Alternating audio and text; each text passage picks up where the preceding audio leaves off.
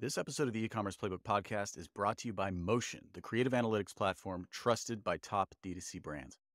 Motion just released their Creative Trends 2025 report, and it's a game changer. So here's what's inside. Analysis of $100 million in ad spend, survey insights from 500 D2C advertisers, expert takeaways from a dozen interviews, and 7 essential creative trends to watch and test in 2025. Now, why does this matter? Is because the best performance marketing teams succeed by staying ahead of the curve. This report equips you with everything you need to anticipate and adapt to emerging ad formats, evolving consumer preferences, and next-gen strategies. Check out Creative Trends 2025 at motionapp.com/creative-trends. Welcome back to another episode of the E-commerce Playbook podcast. Today I'm joined by my long-standing friend now. This gentleman has been walking side by side. We've been building our businesses together for over 5 years now. I'm joined today to keep building on our series of talking about product and story and brand and how I believe it is the key to growth for brands in 2025. Today we have Bear Handlon, CEO and co-founder of Born Primitive. Bear, how are you doing, man? Doing good, man. Thanks for having me. You guys may have seen Bear at various times on my Instagram or his podcast, which is awesome, that you should check out as well. But Bear and Born Primitive have been with CTC for a very long time. And so we've gotten the privilege of watching Bear operate and execute an incredible brand. So I'm going to let him give you all a little bit of an intro about who is Born Primitive. And then we're going to talk today specifically about a couple of campaigns and products that BP launched in this last year that have been transformative to their growth and are some of the best storytelling and product examples that I have seen in our entire industry. So Bear, kick us off with a little bit about BP, who you all are, and what is the brand? Yeah, well, we're an apparel brand. Started it a little over 11 years ago, just out of the garage. It was a side hustle. I was going into the Navy at the time, started with a pair of compression shorts, had no vision for what it would be, and just kind of evolved into cut and sew, kind of performance activewear, into athleisure. And now we're doing things like flannels and jeans and tactical and outdoor and hunting and a performance shoe called the Savage One. So over the years, we've expanded categories. And, we joined, Taylor, your crew. I think it was actually 6 years ago. I didn't know what paid advertising was at the time. We had doubled every year from the beginning. And I thought, man, maybe if we actually did some advertising, we could grow this even more. And that opened up, obviously, my eyes to a whole nother world. We were in the golden years of Meta when we started, and we're not anymore, but we're still, of course, winning a lot on that platform. And part of it is, I think what you mentioned is the stories behind some of our product launches. And I think we've had a realization, this year, maybe more so than previous years, that you really have to be honest with what is your actual value proposition in a very crowded space, right? And especially, apparel. It's almost hilarious how competitive it is because there's no barrier to entry for someone to make a pair of leggings. That invites a lot of competition, and everyone tries to have the best iterative ad on Instagram. And it has to be more than that because that's not enough of a value proposition to win and build something substantial over, an extended period of time. So yeah, there's so much that I want to unpack. I want to go back to the beginning real fast because I think it illustrates a lot about you as a founder. And one of the unique things, which is the intimate connection to the customer you're serving, because in many ways it began serving yourself. You've always been, for both you and Mal, your co-founder, intimately participating in the community that you're serving. So you've really been in tune to the needs of the customer. So tell us a little bit about literally the first product. What did this start as? Why did you decide to start an apparel brand? Yeah, it started as a pair of compression shorts that we stitched up into the front of the groin. For those that have ever done Olympic lifting, there's a lift called a snatch where you have a wide grip, you throw your kind of hips at the bar, and it, sometimes can make contact with your pubic bone. And I realized in that niche community, that was a need that needed to be solved, very niche. And I made it literally just for myself. It was supposed to be just a one-of-one prototype that I was never going to make ever again. And my neighbor was a seamstress and she stitched it up and that was it. That was done. And then guys were like, hey man, you should sell this. And after reading a bunch of Olympic weightlifting forums, I realized, all right, this could be a thing. And I, researched supply chain and how to procure it and all that. And, kind of rest is history. But it started with an actual need that we were solving for. And from there, it sort of continued to expand. I remember when you guys came to us, you had gotten some deep roots into CrossFit generally as a place where a lot of that Olympic lifting was occurring. And then I think when you came to us, you had sort of expanded a similar approach to like, what would be a more functional sports bra for women? And I remember you had this organic SEO listing for CrossFit sports bra that had like Andrew Ferris, who was, I think, your first growth strategist at CTC, sort of was like, whoa, you're getting all this organic SEO around this term that at the time you guys were like, I think the first ranking for CrossFit sports bra. Do you remember that? Yes. Yeah. I wish we were still that. That would be awesome. Yeah. So, but you had, because you had developed sort of like a functional approach to product, right? Like that had been really intimately serving this community in a way that you guys built product that you knew there were unique needs for a customer. That was a unique value proposition. So it's always been in your mind that this isn't just a fashion play. This isn't style. It was always about trying to solve some unique problem. Do you think that's like still connected to the way you think about the business?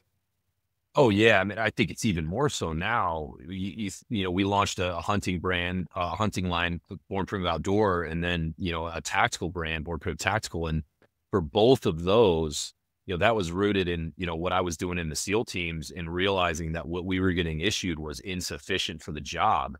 And since I was running an apparel business on the side, but I was also the end user of tactical and outdoor products, I saw huge deficiencies in the gear that only the end user who is doing that job every day would really know.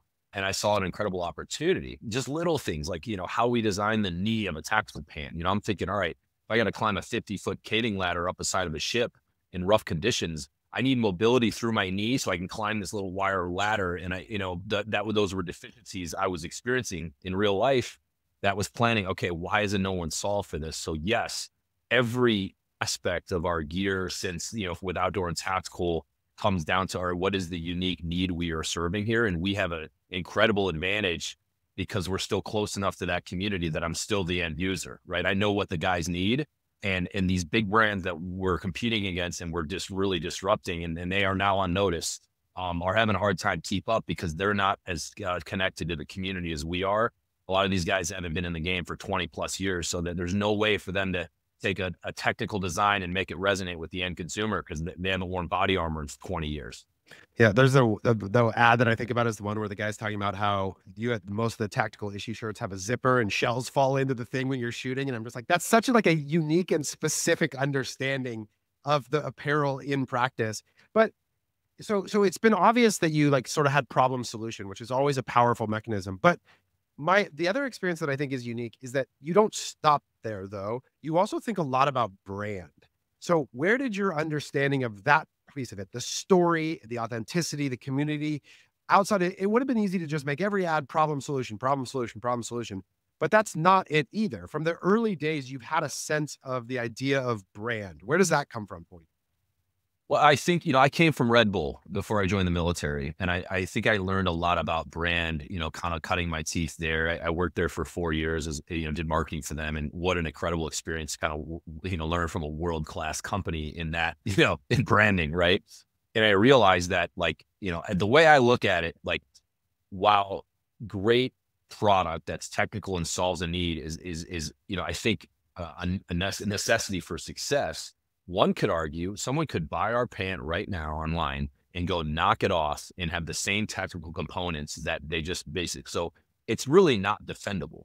What is actually defendable is your brand. That's the moat around your castle, right? Someone cannot recreate Born Primitive tomorrow. They just can't. They can recreate our op pant easily. So over the years, we've tried to, portray ourselves in a way that builds a brand identity as if it was a personality of an actual human. And make sure that we do things that align with those values and those ethos. And I think in the beginning, it was kind of I didn't really know any better. I just thought that's how you kind of are supposed to do it. And now that we're bigger, I realize how critical that is. And that drives a lot of our campaigns, how are we going to give back to the veteran community, the first responder community? How are we going to show our love of country and the founding values of the United States and things like that, that just was honestly a personification of me as, just as an individual, just now portrayed through the brand, because I'm not creative enough to come up with an alternative personality. So it was just kind of me portrayed through Born Primitive. But that has allowed us to differentiate ourselves, particularly in recent years, because we've always been that way. We've always been consistent. And it's not like, oh, that's just a marketing campaign. It's like, man, they're really living those values. So I just got my hands on Motion's Creative Trends 2025, and it's packed with insights that every D2C marketer needs to know. Built on $100 million in ad spend analysis, surveys from 500 advertisers, and interviews with 9 industry experts, this report highlights 7 critical trends shaping ad creative in 2025. Now, one standout trend is, of course, the rise of lo-fi content, ads that feel raw and authentic, cutting through polished noise to connect with audiences on a personal level. Combined with strategies like leveraging nostalgia to build trust or using AI to supercharge ad production, this report provides actionable guidance to refine your campaigns and adapt to the evolving landscape. This isn't just a trends report. It's a practical tool you'll want to bookmark. Use it to inspire creative brainstorming, align your team on priorities, and plan experiments that scale into winning campaigns. Motion has once again delivered insights you can trust from the same platform that helps brands like Worry and Hexclad analyze over $10 billion in media spend every year. Ready to elevate your creative strategy? Download Motion's Creative Trends 2025 now at motionapp.com/creative-trends. Yeah. And it's been interesting because if I could reflect on over the course of 6 years together, and tell me if you think this, if this is how you experience, is that early on, there was a lot of that energy around brand. And then all of a sudden, like everything started working on Meta, like you referenced sort of the glory days. And it was just like the leggings in particular just took off and we would launch new styles and it was easy and it was just growing. And that seemed to like sort of reduce the need to like go deep into brand. It was almost that like the ease of paid acquisition made it so that we didn't have to go after these really aggressive stories. But then all of a sudden it got competitive and it got harder and the ROAS dipped a little bit and it dipped a little bit and it dipped a little bit. And we found ourselves in a little bit of the trap of like promotion. And then it was like flash sale and discount. And all of a sudden it was like, oh shit, we're on the wrong treadmill here. And you seem to like awaken to this idea that I need to go back to the deep, clear storytelling and power. Like, is that your experience? Is that how you felt like it happened? Like, what is your reflection on that? Yeah, I mean, that I think you're spot on because I even look at some of our old creative and I'm like, oh my God, like that was so off brand, but it worked in an ad account, right? And you're like, it's just, and then it was such an inflated sense of success, particularly when you got the COVID tailwind. It made everyone think they were brilliant marketers when it's like, hey, no, you weren't. Anything you threw at the wall was going to stick during that window of time. And then we all had to sober up. And when when you had to look at what the truth was, it was a lot of those things were of course being inflated. And I think that's just a great analogy because it made me realize, okay, we're in the most competitive space there is. What is our actual value proposition here? And if we can't come up with that, other than just good apparel, I call that like an implied task, we will not survive here. We're definitely not going to build a, $100 million company. And that also led me to create Born Primitive Outdoor and Born Primitive Tactical and footwear, because I wanted to unlock new cohorts of customers because I was like, all right, we're past kind of the early adopter phase. You have the bell curve and we're an established, to get that incremental customer now is much more difficult. But hey, I know I can win in tactical. I know I can win in outdoor because I've lived in those spaces and I know how to speak to that customer. And I saw complacency in those spaces as opposed to fitness. Everyone was trying to do fitness apparel, where tactical apparel, there's really not that many brands because it's a little bit niche in a weird way. So it made me reflect on, okay, where can we grab new customers and do it in a credible way? And it's funny because I remember with the launch of outdoor, in a tactful way, though, you challenged me and you said, hey, like, how is this going to be, I don't know if you remember this conversation. It was on a Zoom and you were like, what's your actual, like, how are you going to do it like you did in CrossFit? How are you going to cut your teeth in this super unique space? And I think we can say that, we were able to navigate that, but it was a valid concern that you had. But it came back to like, what is that value proposition and how do you position your brand to differentiate yourself from brands that have been in it for 30 years? Yeah.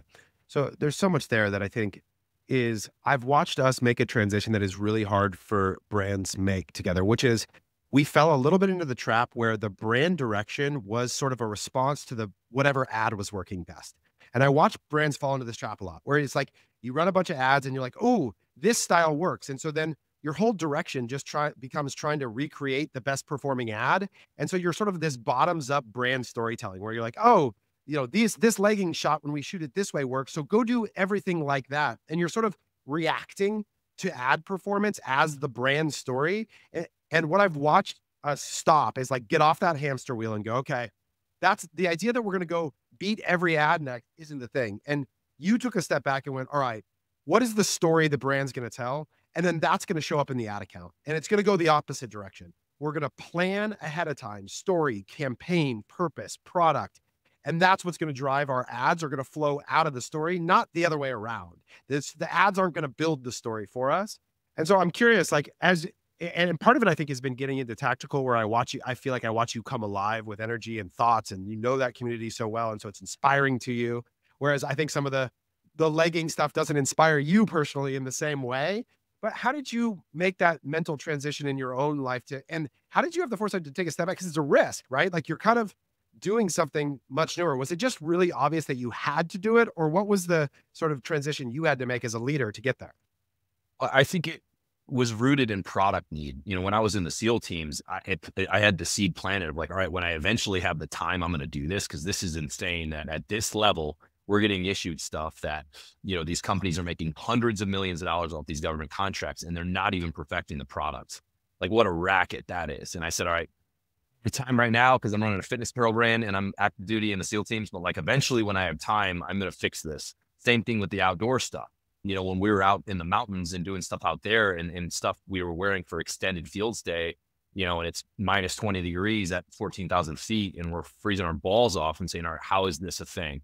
So that was where it was planted. So it started with the product need, but I also realized, once, fitness was so competitive, hey, I think it'd be way easier to win in that space because I think our value proposition is even stronger there, right? And it'll be so much easier for me to be authentic because that's the world I'm coming from. And it's like, of course, I'm a former athlete and I work out. So like, it's not like the fitness crew I can't speak to credibly, but it just seemed like such an obvious place to cut our teeth where we could do it with the same authentic story where, the people that are customers in that space would look at us and say, yeah, that makes sense.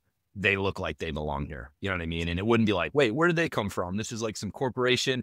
It was like, oh yeah, that makes sense. That big tattooed guy that used to be in the military, like that would make sense that he's trying to, get in. So, we were accepted by that because we did it the right way. Yeah.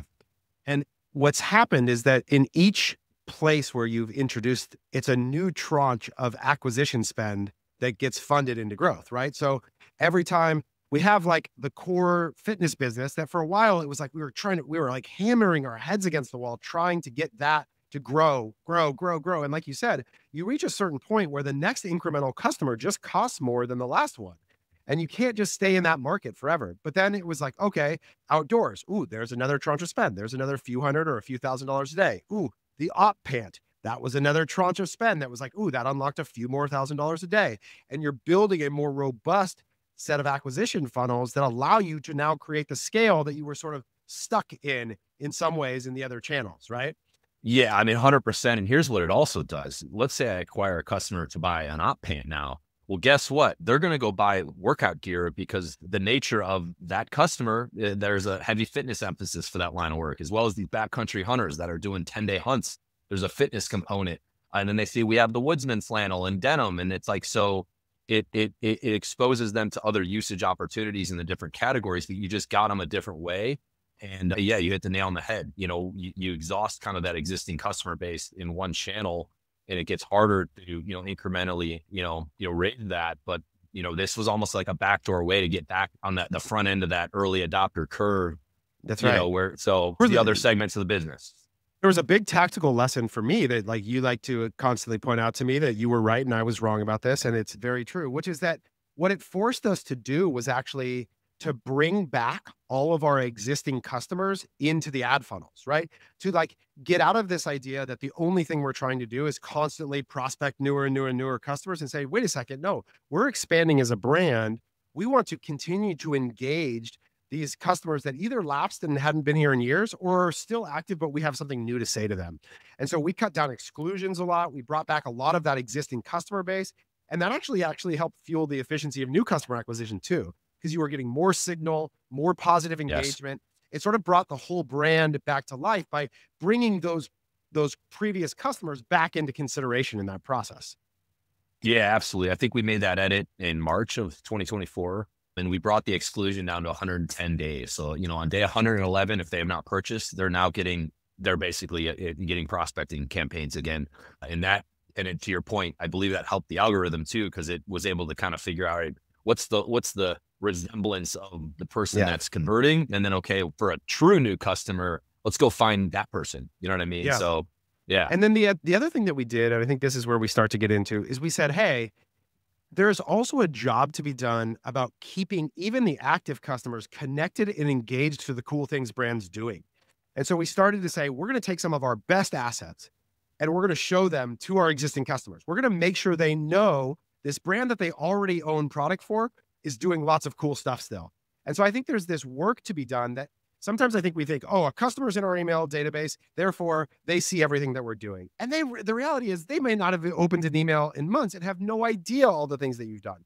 So by keeping them aware of the existing stuff that the brand is doing continues to deepen their connection and their likelihood that they come back. And so that was another thing too. It was like, we actually feel a responsibility to keep our community connected. You started a podcast. We started building more amazing brand video content and not just using that for like, a lot of people take that content and they think net new top of funnel awareness. And it's great for that. Don't get me wrong. But I think also showing your community, hey, you're a part of something that's living, breathing, and continuing to do awesome stuff is really important. Yeah, absolutely. I'd say anytime there's a collection launch or any, for any of the listeners, like your existing customers have to see that because, I know I don't ever check my personal Gmail, probably ever.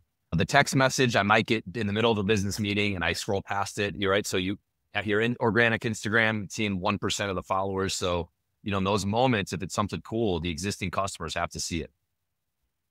That's it. Yeah, that's exactly right. And okay, I want to jump to now a couple of the specific examples that I want to talk about. One of which I would easily call as the campaign of the year that I encountered last year for what you guys did here. But let's talk about this. Okay, so I'm holding up for those of you that aren't watching the Savage One, and I'm holding specifically the D-Day edition. But talk to me. Let's start with footwear because footwear is a tough category with lots of competition against some of the biggest brands in the world. You're now not just competing against the other D2C leggings brands. We're talking about, this is Nike, this is Reebok, this is all of the biggest brands in the world that you're entering into the arena with. But it made a big difference. Footwear in particular unlocked a huge tranche of customer acquisition for BP in a way that was huge to last year's success. Tell me a little bit about footwear, why you decided to go into it, and then we're going to talk about this campaign specifically. Yeah, I mean, it was something I always wanted to do when I was active duty, but I didn't even know where to start. And I knew it was something, all right, you're going to get one shot at this. And if it sucks, like you're not going to be able to make the Savage 2. The Savage 1 needs to be legit. And I finally got linked up with some shoe engineers to just kind of have the conversation. It was actually another SEAL officer. His dad has been in the shoe business for like 30 years. And he ran into me in the hallway at work one day. And he was like, hey, you should talk to my dad. And I was like, oh, sure. Didn't think anything would come of it. Realized that, they're a very reputable company and we started doing prototypes, but it unlocked the men and women Savage One are 2 of our top 5 products now. So 3 of our top 5 products right now didn't exist like 18 months ago, which is wild. It's the assault pant and the men and women Savage One. And then of course it's like a couple pairs of leggings. Those are our top 5. So to change the dynamic of your business almost overnight, but metrics like AOV, it's like, it's $130 item, right? So AOV went way up. Our payment terms are insane. We put 0% down, we're net 90, right? So how's that for a conversion cycle on cash, right? Particularly the D-Day shoe you're holding, we pre-sold, right? So that started selling May 31st. We didn't pay that bill until I think like last month. And we sold out of 10,000 pairs of shoes. So do the math, you know what I mean? So how were you able to, was that just connections of manufacturer? How did you end up with that relationship? Yeah, the shoe engineers worked that because they managed part of that and then they like take a cut of the purchase order. The first year we did net 30 and they were like, hey, you need to get trust. But then we went back to the drawing board and we're like, hey, we're taking this thing to the moon. You need to give us net 90. And I mean, that's crazy. And, particularly for pre-order items, I mean, it's, you're paying for it 9 months later, which is crazy. So, I mean, that's kind of obviously a separate benefit. But it just, there's a lot of excitement with shoes. Like I realize now a lot of our competitors like that have footwear, what a massive advantage it is to have footwear in your arsenal, because people assign a lot of value to shoes. You can iterate on colorways pretty easily, but it creates excitement on your calendar, but it's still a full price moment. Now we're working on a running shoe, a tactical boot, a lifestyle shoe, a barefoot trainer. So you can already see it'll be a very robust category for us in the future. And, so man, what it has done so much for our business. It's been incredible. And there's just, the reality is there is no way that BP grows the way it did last year and has the trajectory if you just tried to stay in the same product set. Like it wouldn't have happened. Like we would have kept grinding it out and trying to find ways to improve the legging and come up with another colorway and make a better ad and make a better ad. But we had reached like a level of maturity in that category that the growth rate wasn't going to change that dramatically. And so, like you said, to get 3 of your top 5 products now are net new things. What it does from the efficacy of your media, the storytelling, the amount of things that you can do on the email, like you said, the marketing calendar, it just opens up so much to say and do that is novel and exciting and keeps engagement. And like you said, the AOV thing is huge. When you want to talk about like offsetting CPM increases, well, the way that you can actually afford to pay more for media is that you get more from the customer back, right? And so these are all mechanisms to continue to fuel and fund growth. But I think more than those sort of like attributes, the thing that like I was just blown away by was the story that you built into the product. So it's easy to talk about the cash conversion cycle and the margin and the AOV and all those things. But to your point earlier, those are commodities. Other people can have those things. But what they can't have, and this is, I think, where the question of what story can only we tell? What is the thing that is unique to us that is different than everybody else in the world? And I think this shoe is like such a perfect example about this. So tell people about this shoe and what the story was that you went after. Yeah. So this past June was the 80th anniversary of Operation Overlord, which was, the landings at Normandy, June 6, 1944. And I realized the 80th anniversary was coming up. This was in 2023, of course, when I realized this.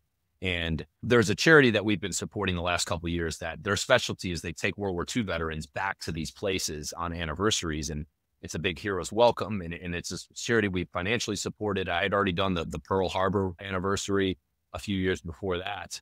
And I thought, man, this could be a really cool opportunity. Let's make a shoe around the 80th anniversary. This will probably be the last time these veterans can come back because it's the last kind of big one. And, let's donate a big portion of the proceeds to help fund these veterans to go back, so there'll be a financial and charitable component. And let's put some things in the shoe that are historical and mean something. So the back says, 6/6/1944 at 0630, which is the time it started. Operation Overlord. It says "damn to you" on the front, which is kind of a saying. And then, for those that got the limited edition one, which I think we sold for $300, it came in like an ammo crate box. Taylor, I know you have one. We got the government of France to give us permission to bring back 10 kilos of sand from Omaha Beach. So you got a little vial of sand. Yeah, a branded box, pretty cool. And within it, you got the printed out order from General Eisenhower. That was like his basically order for the day, as well as 5 baseball cards featuring the veterans, which was fun because it has like their image, the current day of them being like 100 years old, but then you flip the card over and it's them in their uniform in the 40s with all their accolades and their backstory. And, it was an experience, right, to get that box. And then, we actually went with the veterans for the 80th. We had Navy SEALs jumping out of airplanes, wearing the Savage One into Normandy, 6 or 7 skydives. We filmed all that. And it was just a really cool moment that, of course it's a great shoe, but people, it was a culturally relevant moment. So, on Instagram, everything was popping because there was so much content around the anniversary anyway. And it gave us a tailwind and people were just really glad to be a part of such a good cause. We ended up donating $50,000 from sales towards that effort, which, pretty good amount. So all in all, it was a huge success and it was a pre-order item because I'm an idiot and didn't realize how long lead times on footwear was, which I still was learning the hard way. So it was a pre-order item I had to wait 3 months for, but still we sold out in weeks. Yeah. So there's so much there, man, that I think hopefully people listening, what I want to continue, and I'm just going to keep hammering this year because I'm so convinced that brands that understand this are the ones that win, is that the things that you did. So you recognize that there was a pre-existing cultural moment, right? That was going to matter to your customer. There was a story that you could authentically tap into, but you did it and you came in palms down, right? Like that's JP, my co-founder, used to always say, come in palms down. And you said, how could we serve this community in this moment, right? To come in and fund the event, to offer proceeds of the sale to support it, and to tell the stories of the veterans in a way that serves them and honors them in the process. And it's like, it was so a beautiful way to connect to this incredibly cool moment in an authentic way that served that community. And like you said, what that does for the brand, it's such a cool story to be a part of. And I think this question of like, does the story matter that you're telling? Do people care? Is just a question that people have to wrestle with. And the reality was like, you already had the Savage One. So this wasn't like, this is just a variation of the Savage One, right? So to your point, doing other colorways are actually fairly easy to do once you already had the shoe. It wasn't about volume. It wasn't like you were going to make a bunch of money on this, but this drives demand for the brand and the story forever. Like it has ongoing residual effect in ways that is transformative. And of course, on that day, spike in revenue, ad account works better, everything goes awesome. And you have this perpetual then ongoing sort of residual lift of brand attention that surrounds it. Yeah. I mean, it was, probably the most successful campaign until we got to November, which I'm sure we'll talk about. But it reinforced, that, hey, we need to continue doing stuff like this because this is how you quote unquote back to the ad account. It's not by some iterative creative that everyone promises, and every agency that does creative thinks you're going to get a 9x ROAS if you go with them. We all know that's not the case. This is how you get a 9x ROAS and stuff like this. That's right. That's right. And so tell me a little bit about the process. So go back to when you came up with the idea and all the pieces that had go into place. Who in the org does that? Is that you? Are you driving this ideation? Like, what's the team that brings to life this kind of thing inside of your org? Honestly, this idea popped into my head getting on an airplane, going to Wyoming with now my now president. And I think I had had a couple whiskeys and said, wouldn't it be cool if we did this? And the one we're going to talk about in November, this was the same. All of those were thought of in the same 10 seconds. And so I think right now, a lot of these brand ideas are coming from me. However, I have an incredible team that is able to take my crazy ideas and sand the edges and of course, run the execution. But I will call out, and I'm encouraging my team more to be like, hey guys, don't just like take my ideas. Like I want you guys to be challenging me and coming up with the next crazy thing that we'll go, man, how are we going to do that? Because I think we've gotten away with me kind of pulling the rabbit out of the hat a few times, but that also represents a single point of failure and you don't want to have that. So I need to do a better job of encouraging a creative thought from the rest of the team. So even an entry-level employee can, in a meeting say, hey, what if we did this? And we all go, oh, damn, we should. But up until now, it's worked okay. But I think, yeah. My only perspective to this is that I actually think, and you and I have had these conversations, is that there's something about what a CEO has freedom to consider as possible that's actually really hard for an entry-level employee to replicate. They don't know what they're allowed to move. They don't think about, like they feel constrained by the money and the decisions and the timing. Whereas CEOs, part of your authority gives you freedom to dream and know I can move anything. If I want it, we can do it. And I think what you've done a great job of, and I've watched you go from being in every one of our meetings talking about the Facebook ad account to now having an amazing team of marketers that have allowed you to step back out of that, out of the day-to-day, to go be that person. Because I do think the more time that you spend doing that unique Bear thing is way better than having the discussions about the email send schedule and the da-da-da-da, where you have people that are executing that you trust and are doing a good job. I do think it's important for you to continue to free yourself up for those whiskey moments. It's like, because you are uniquely gifted at that. Yeah. And I think it's a great lesson learned. And, I'd use the analogy of like a ship captain, right? Maybe, the big Navy ship, maybe this guy at once was an engineer and knew, could go down into the engine room and troubleshoot. Well, if by the time he's the captain of the ship, he's still running down into the engine room to check on, the light that came on or whatever that they need to fix. Well, he needs to be on the bridge, making sure the direction the ship's going and there's not something looming on the horizon. They need to change course. And I am absolutely guilty of that. And I think a lot of founders are guilty of that because at one point you were the ship captain and the engineer and, the accountant and all, every role, as we all know that have started anything, eventually you have to graduate from that, and you have to realize where your true value add is. And I've kind of recognized, for me, it's these wild ideas I get when I'm in a squat rack or sipping on a whiskey on an airplane, where I go, oh, there it is. Boom, let's do it. Then it comes together in 10 seconds, and then it becomes a full-on campaign. So I have realized that maybe the hard way. Well, I think you've done such a good job, like Bear. Like, I think I've watched you develop trust with the people that you have around you in a way that I don't think you did for a long time. So between Tony, Mal, Claire, like your brother now being in the finance helm, like I feel like you have more confidence in the people that surround you than you ever have before, in a way that I see you being more confident in leaving those things. Whereas before, I think you were really nervous that if you walked away, it might not get done at the level you want. And look, you still come in and crack the whip, and that's a leader's job. And, you know, you've done that to us. You've done that to everybody, I think, in ways that will always be part of it. But I think building the team has part of what's enabled you to go to that space. And this is the thing I push CEOs a lot. When I work with brands and I see you're in with me talking about yesterday's click-through rate, like what's actually being obfuscated is your job to go build the story that's really going to transform this. Because I can't, as your agency partner, we're never going to do that. We're never going to build your brand for you. So I think I've watched you go take on that responsibility in a way that has led to where BP's at, in a way that's been really cool to see. And I think like this next case study, so you're leading to November, is another example of like, I don't know that anybody else could have come up with this. Because if you think about, right, like think about how much unique Bear is in the story of what happened for Veterans Day, right? Like, from being able to get to Fox News, to the idea of the medical debt, to understanding how medical debt works, for like, there's so much that you uniquely understand that it would be hard for almost anybody else to come up with the idea. So let's go there now. So if this was the best campaign I saw all year,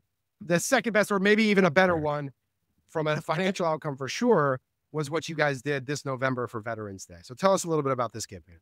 Yeah. So every Veterans Day, the last few years, we've donated 100% of profits up to like a cap, you know, which has been $100,000 the last few years, over like a 3-day window. And it's always Veterans Day weekend. And we thought it was a cool opportunity, you know, to give back to the veteran community, you know, being a veteran-owned brand, and, you know, aligns with the values of the company. Well, this year, you know, I was like, man, what can we do a little bit different to kind of up the ante and increase our overall impact on the veteran community? And I got linked up with a company called ForgiveCo that does debt forgiveness, and they can do it really for anyone. But I went to them and said, hey, could we filter this through, do it for veterans only? And I want it to be medical bill, because like no one deliberately incurs medical bills. That's usually as a result of some tragedy or unforeseen event that like you don't plan on getting T-boned driving to work that day, and it can cause devastating effects on someone's life if they rack up bills. So I thought that could be a really unique way to help this community right before the holiday. And it's just a different angle. Like, donating to a charity is great, but then it gets diluted a little bit. And, you know, this is literally a 1-to-1 impact. So long story short, we wired, you know, the money in August, and we said, all right, we're going to pay off $5 million in veteran medical bill, or 2.5 to get to 5. So we're going to pledge the first 2.5. We want to get to 5. And over that 4-day period, 96 hours, we'll pledge all profits to try to get to 5 million in total. And it was crazy, because the response we got, it was just absolutely incredible. And, you know, I got a bunch of media. I was on Fox News twice. One was on Fox and Friends. One was on their morning show during the weekday. I was on a bunch of podcasts, and a bunch of people wanted to cover the story. But I'll rewind a little bit. I think what made it even better is we had a pretty strategic product launch on November 1st. But it was very tied into the Veterans Day campaign, although it was quite different. We launched a couple colorways of the Savage One. Now, I'll be honest with you, this actually wasn't intentional in the beginning. I was just like looking at the calendar and with shoes. It ended up being 4 days before the election, would either make me the craziest person or the smartest person ever in this scenario, because as we know, like the Friday before the election, like, you know, the ad account sucks and no one's purchasing because everyone's kind of stressed out. And we all were, of course. But we launched a patriotic shoe capsule that, you know, was kind of around the founding values of our republic. The one was a Don't Tread on Me edition, which is the Gadsden flag that goes back to our Navy heritage and the first ever naval battle. And then the other shoe was the Betsy Ross edition. It was a, you know, patriotic colorway.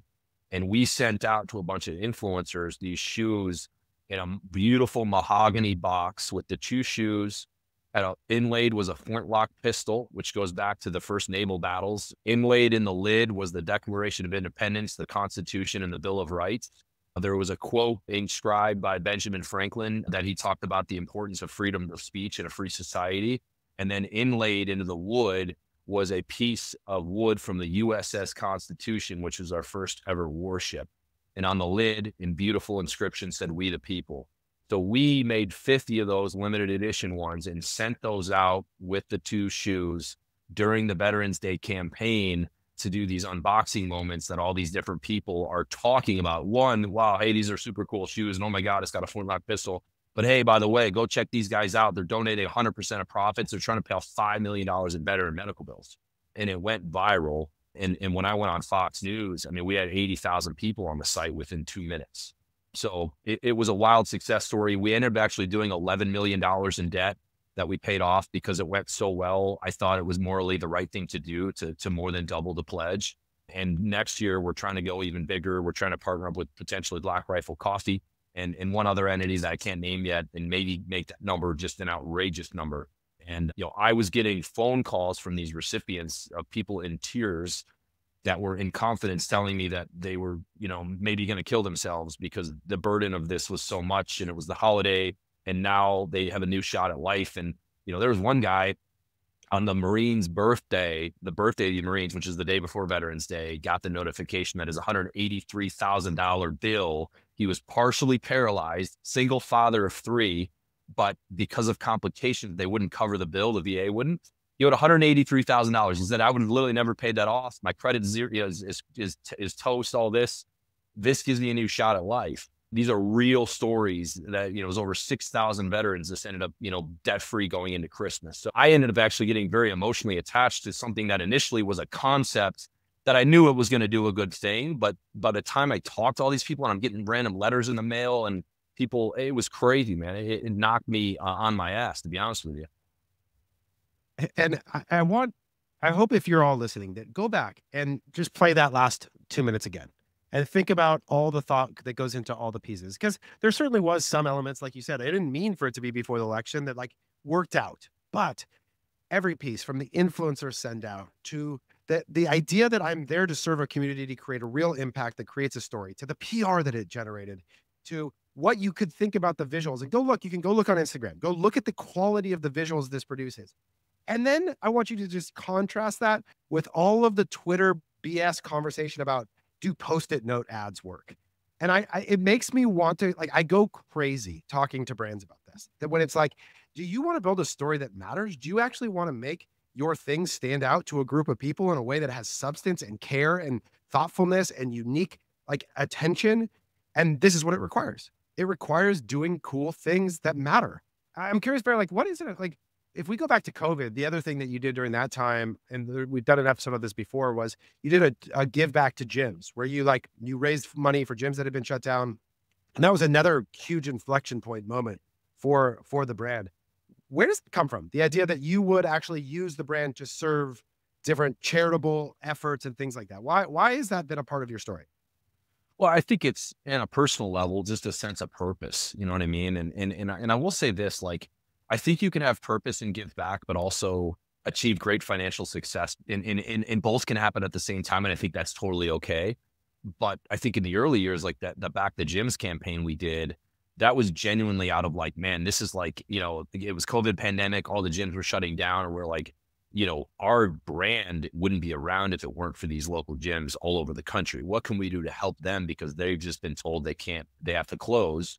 So we did 10 days where we donated 50% of our profits to any gym that could enroll. We set up a quick landing page. You fill out the information. It punches you out a promo code. It auto-generated you a bunch of Instagram stories and creative that you could post on your gym's Instagram page. And before you know it, it started going viral. We had over 2,000 gyms enroll, and we ended up donating a little over $200,000 across the board. It was a financial nightmare because you had to run all these reports, and I won't bore you with that. But it gained a lot of credibility, particularly in the CrossFit, because it was man, here we are, the government's not doing anything for us. And this random company, stood this thing up and is just sending us a payment for doing nothing. That was I think, a light bulb moment that, of course, we've continued on that path since. And I just think that there's such a real question that brands ultimately have to answer, which is do you actually give a shit about your customers? Do they actually matter to you, or are you looking for a transaction from them? And the reality is that maybe that would have worked out for you financially and endeared you, but it wasn't the primary motivator for you. I think, at least in that moment, I know it wasn't. The end result is that you repeatedly show up and go, what's a story my customers are going to care about? How do I build a product that will really benefit them? And how do I engage with them in the most authentic way? That's who I am. That's going to make me feel purposeful, make our company proud of who we are. And it shows up in everything you do. And that's how you make the damn ad account work. Like, and I just can't say this loud enough for people, is to go watch these stories. And I'm going to keep telling them, because candidly, like I want to be really candid that CTC or any other agency can't actually grow your brand. I can, and Bear does a great job of holding us to a high standard, to doing awesome, disciplined work, to allocate their money correctly to the right channels, to do the right settings, to execute on time, to do what we say we're going to do, to be effective in helping them financially plan for potential results, all those things. But at the end of the day, it's on him to build his story.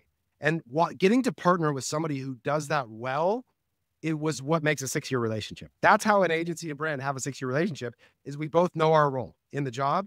And Bear doesn't obfuscate his responsibility to grow Born Primitive to me. Like, he doesn't think of it as my job. It's his job, and he knows that. And I have a role to play as a partner. But ultimately, he takes on that responsibility and builds incredible stories. So, Bear, cheers to you, man. I feel like I've totally watched you transform over the last 18 months as a leader. And similar to me, it was built through like a hardship, right? Like the end of 2022, those were hard times. Like, and you've embraced it and done some really cool stuff. Any teasers for things you got coming up? What do you, or anything you'd want to add for people?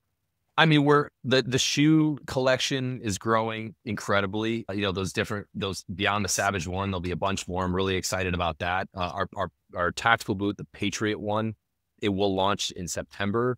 And I'll just give you a quick version on this. This is a boot for military and law enforcement, but similar to how we've done other products, that we're on like the 12th prototype of this. And every little detail, we had to make sure in every environment this would work. And we throughout the prototypes, we identified fail points that like no one else would have been able to pick up on. For example, you got 3 or 4 guys sneaking through a house and the soles are a little bit squeaky, right? So we had to go back to the sole company and say, hey, this is too squeaky because we need this to be quiet for this line of work, right? So they sent us 4 different outsole options and we tested all of them. Okay, that's the quietest one. It's puncture proof as well. Boom, going with that. Getting it in the water, making sure that water drained out appropriately. So if someone's coming at, from the ocean on the land, that works. And then the last thing we validated, and the reason I bring this up is because I think this is what differentiates companies, is that no one else is going to do this. There's a fast rope strip on the inside of the boot on either side, because when you fast rope, it gets incredibly hot. I've worn boots before. By the time I hit the ground, I was a pair of Nike boots. It burned through all the way through the outsole because there was so much heat generated when you're carrying all that weight going down a rope like that. So we rented a Black Hawk helicopter in Tennessee for 44 hours, cost me 50 grand. And we did a 75-foot fast rope with this, with full equipment, body armor, guns, helmets, the whole thing, with me and 3 of my other employees, with the boot prototypes to validate that, all right, if a platoon of Navy SEALs are wearing these and they fast rope into something, they're not going to burn through it by the time they hit the ground. So we spent 50 grand just to validate that one feature on the boot. Now, guess what? When we go to promote it, we're going to be able to tell the story of how this was developed in the different environments that it was tested in. So the end user says, all right, from a police officer who doesn't need to do any of those things to the special operator that says, all right, this guy's one of us and they know what we need. Now there's credibility, but there's also a story behind like the back. This has been in development for 24 months now. So we're trying to take that approach with every product that we do. We're doing the same thing with the barefoot trainer and the running shoe and et cetera, et cetera. But I thought that was kind of a cool and now, kind of just reference of like, all right, I realize that is a feature we had to nail, because if you burn through a fast roping strip, you're dead. No one's going to wear the shoe ever again. You lost all credibility, but we took it to the extreme. No one's actually doing a 75-foot fast rope in real life. I promise you that. But we were like, raise that thing up, give us 90-foot ropes, and let's do this for real with full body armor. And we did it. So, like, again, please listen, everyone. The product is the hook. So now I'm his ad partner. I don't have to go manufacture some made-up story to try and create the hook, because he did that in the product. He actually cared enough to create a story that allows me to create amazing. One, I'm going to have amazing video footage. I already know it because he's sent me a bunch of these videos already, from renting helicopters and shooting guns and all sorts of crazy stuff. So right away, I'm going to have amazing visuals built into it. 2 is like that product feature is a hook that I can use that nobody else can, that I don't have to go get ChatGPT to write me 50 fake headlines, like to make up some reason why somebody's going to care. The care is built into the product. The hook is the product. And this is, I think, the thing that you just have to challenge yourself to ask yourself when you're making your thing, why will anyone care? And it's not going to be because some copywriter is clever. Don't depend on that.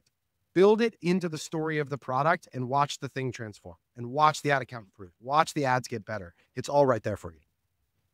Yeah, and I think last thing I'll say on this is just like, don't be afraid to be different. You need to be right, but if you're doing what everyone else is doing, like by that time, it's probably like the gig's up. You know what I mean? If you think you're going to iterative creative your way to like $100 million brand, like that ship sailed 5 years ago, right? There was probably a time where in a 24-month window with the right people, and you probably could have, acquiring a customer for $10 and scaled it and then exited through a PE firm and, right off into the sunset, but that doesn't exist anymore. So, be willing to be different. And for our tactical stuff, that came down to us running around with body armor and suppressed rifles and blowing stuff up in the desert. And to me, that was like, of course we're going to do that. I remember when we first did the first shoot, we had this LA film crew come out and meet us in the desert. And these guys had shot for big productions on Netflix and, action films. And we're all standing there at 6 o'clock in the morning, a bunch of tattooed guys jamming their magazines with real bullets. And we got belt-fed machine guns. And one of the film guys walks over to me and said, "Hey, are those real bullets?" And I said, and I kind of chuckled. I said, "Well, hell yeah, they are. What do you think? I mean, we just got to look real." And they were like, "Holy shit!" They were scared. And we said, "Hey, as long as you stay behind us, like we're fine. We did this for a living." And then we're rigging up a car with explosives because we're gonna go blow this car up by shooting it in Tannerite. We're rigging up a Tannerite. And these guys are like, minds blown. We just laughed because we're like, so we just thought that was normal. And then we started showing all of this content in our ad content when everyone else was afraid to show guns in their ads. And I was like, well, guys, our customer is a bunch of military and law enforcement guys. Like, of course we're going to show guns. Why would we be afraid of that? And it's cool now because now I see our competitors are copying us. And these are big corporations, publicly traded companies that are like, oh, we need to start doing what Born Primitive's doing. And I've even heard in their board meetings, because I know a few of them, that we have now come up in board meetings and they're showing our commercials on their screen as like, hey, we need to do this. So I think we pioneered that a little bit, but it was because we weren't afraid to be different. And we knew that would resonate with the customer, of course. So that's just one example. Whatever business you guys are in, like try to be different, and don't be afraid to be different, because that's how you're going to stand out. And that's it. You have to be for somebody, which probably means you're not for somebody too. And you have to be willing to be okay with that. That it's like, there is a customer that's not Born Primitive's customer and that would not like the content, but as equally as that reaction exists, there is somebody who it is uniquely for, who's going to really freaking care, who's going to spread the story, and it's going to matter to them. And Bear has sent me many a video where I get a text and I'm like, oh shit, I don't know if Meta's going to accept this video, but we're going to give it a shot. We go for it. And I think, Bear, watching you lean into being uniquely you and serving uniquely your customer has been really inspiring to watch, and excited to be a part of this. Thanks for coming to share the story, man. And for those of you listening, you're not going to be Bear, right? You don't have to do it his specific way. But what I want you to take away from the story is that the story matters and that you have to challenge yourself to tell great stories and connect it to great product. And that will transform and continue to grow your business in the future. Follow him. Bear, where can they follow along? What's the best place to just we're at bornpriv.com. I'm actually off Instagram for 3 weeks because I'm doing this purge detox, which is great. I feel a little better. But I'm at Bear Handlon on Instagram, depending on when you watch this. And last thing I'll say, Taylor, is I just want to thank you guys. Our relationship with CTC. This last year, 2024, was by far the best year you guys have ever had. I mean, you guys are firing on all cylinders. And of course, we gave you the storylines, but the tactical execution that you guys did, and I'm not just saying this to blow smoke and make you guys look good on the podcast, like it was absolutely critical to our success. And you guys have raised your game so much. And of course, I've stuck with you over the years. But there's been some difficulties, obviously, once we got the headwinds post-COVID, and a lot of that was out of our control. But I just want to thank you guys for, the ad account is just insane right now. Yeah. On the second half of the year, we're up, I think 52%, AOV's up, MER's up, all these metrics are up. And so much of that is a testament to you guys taking what we do on our end, but then, delivering on your end too. So I appreciate it, man. Yeah, man. We're all, yeah. You've been such a great partner in that. I think one of the things that happens is that when things get rough, and inevitably over the course of 6 years, you're going to go through hard moments. A lot of people just bail. Now, I think you and I had enough relational equity that you sort of called me to the mat and you said, this isn't good enough right now. And I need you back in making sure that we get the best quality work. And all of that gave us space to look back at what we do and go, okay, how do we make it better? How do we get into a place where when a customer is this invested with us, they're this committed, how can we be awesome? And your team has been amazing. There's just a level of collaboration, of accepting process that has been just really cool. And I'm really proud of it. I'm proud of it. I've told you before, I want to be at each other's finish line, man. Whenever that is, we're in this. So I appreciate everything you've done, dude. And thanks for sharing your story. Well, thanks for having me, guys. See you I in appreciate Jacksonville. it. See you in Jacksonville. Yeah, I'll see you. Let's do some snowmobile. All right, dude. Peace. All right. Later.